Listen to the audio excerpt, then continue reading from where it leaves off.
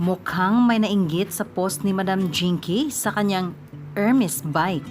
Ay hala, Jinky, ingat ka sa babaeng ito dahil hindi ka tatantanan yan.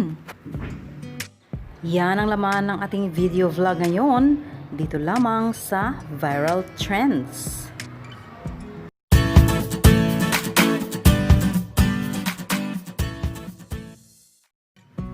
May napuna na naman ang isang kapamilya actress na si Agot Isidro. Matapos niyang tawaging psychopath si President Duterte, ay may napuna na naman ang kunyari malinis at matalinong si Agot Isidro. Nagbitero ito ng maanghang na salita para kay Jinky Pacquiao. Hindi umano pinalampas ni Agot ang umano'y insensitive post ng misis ni Senator Manny Pacquiao sa kanyang social media account kamakailan lang. Ni-retweet ni Agot ang isang news item tungkol sa couple bike ni Jinky na kanyang ipinost sa Instagram kamakailan lamang. May caption itong his and hers. Makikita sa IG photo ng asawa ni Senador Boxer na mula sa Paris-based luxury retailers na Hermes at Louis Vuitton ang kanyang mga bisikleta.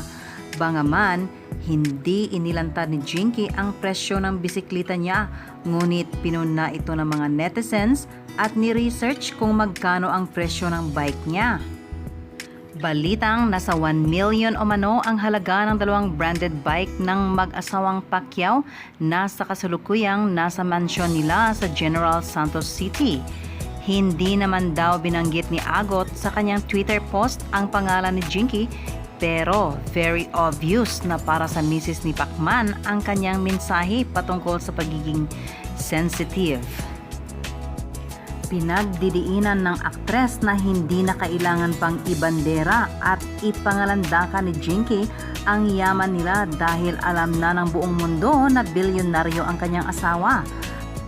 At parang hindi raw magandang tingnan na habang post ng kanyang ari-arian si Jinky ay parami naman ng parami ang nagkakasakit, nagugutom at nawawala ng trabaho dahil sa COVID-19 pandemic.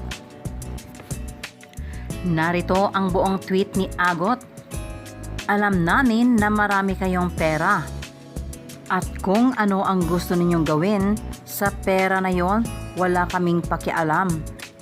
Pero marami rin ang walang trabaho at nagkukumahog humanap ng pera para sa may pakain sa kanilang pamilya.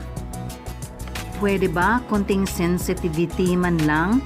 Say pa ng actress gamit ang hashtag Novorichi. Ito'y French word na ang ibig sabihin ay a person newly rich. Ito'y naaayon raw sa Merriam-Webster Dictionary. Ano naman ang reaction nyo dito mga ka-virals? Pero ang reaction ko dito ay sadyang mapangpuna itong si Agot Isidro. Sa palagay ko, ito na talaga ang papel niya sa buhay. Kung sanang tumahimik na lamang siya, edi sana wala siyang matapakang tao. O di kaya'y baka pwede pa siyang pautangin ni Jinky ng milyones. Sa kataganyang, pwede ba konting sensitivity man lang? May hashtag pang Novorichi. Ito'y French word na ang ibig sabihin ay a person newly rich. Parang nagsa-sour graping itong si Agot Isidro. Ibig sabihin lang na sobrang nainggit itong si Agot. Pero bakit si megastar hindi mo pinuna? Panay ang post nito ng kanyang mga Rolex watch. Pero baka sa susunod na araw may pasabog yang si Agot tungkol kay megastar. Kaya abangan natin mga ka-virals. Pero bago ang lahat, mag-subscribe ka na muna at huwag kaligtaang i-click ang bell button upang lagi kayong una para sa mga sumusunod nating mga videos. Samantala, matapang at kumagat ang bagong hugot ni Corina Sanchez para sa mga kongregesta na boboto ng no sa franchise renewal ng ABS-CBN. Tila tinakot na ng kapamilya TV host, broadcast journalist ang mga mambabatas na kukontra sa muling pagbibigay ng prangkesa sa network. Sa kanyang Instagram account, sinabi ni Corina na wala namang perfect sa kumpanya. Ang mahalaga ay ang pangakong aayusin at pupunuan ang mga pagkukulang. Wala mang mapatunayang violations, nagpapakumbaba ang pamunuan ng network at umaming walang perpektong kumpanya. Wala at bukas ang network sa pagtutuwid ng hindi perpekto, lalo naman na hindi perpekto ang mga kongresista.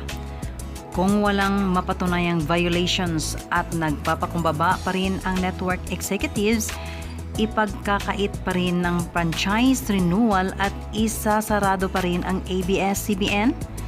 Di kaya sila kidlatin ng langit? Ang hirit pa ng Rated K host. Sa isa pang IG post ni Corina, ibinahagi pa niya ang mga awards na nakuha ng kanyang mga programa sa ABS-CBN bilang patunay na totoong naglilingkod at tumutulong sa bayan ang network. Dito, muli niyang ipinagdiinan na wala namang napatunayan sa hearing na may mga nilabag ang ABS-CBN sa dati nitong prangkesa. Sino ba yung nagsasabing walang ginawang tama ang ABS-CBN? And that because of imperfections and not even proven violations, it needs to be shut down? After 65 years of broadcast excellence? I'm looking at just a few of the awards received by TV Patrol and Rated K from both here and abroad. Modesty aside, there is a room full of trophies for just these two ABS-CBN shows. Parang nakakalimutan yata ito. Kung napakaraming parangal mula sa pinaka-prestigyosong mga organisasyon ang network, hindi nga ba't patunay na yan na in the service of the Filipino ang pinaghirapan naming lahat na gawin? Pagpapatuloy pa niya, what huge infraction did ABS-CBN commit to merit such bullying and torture and disrespect from some of the lower house committee members? Anyway, hindi naman siguro krimen na naman ang magtanong lang. Ewan ko ba? Miss Corina, walang krimen sa nagtatanong lang, pero yung sinasabi o pinagdadasal mong kidlatin na sana ang mga nag-no sa franchise renewal ng ABS-CBN, sa palagay ko ay isa ng krimen. Wala bang karapatang magsabi ng no ang isang kongresista? Just sit and watch. Baka naman marami ang mag-yes para sa franchise renewal ng ABS-CBN. Sa lahat ng hindi pa nakakapag-subscribe, mag-subscribe na kayo sa channel na ito at huwag kaligtaang i-like ang video at i-share ang video ito.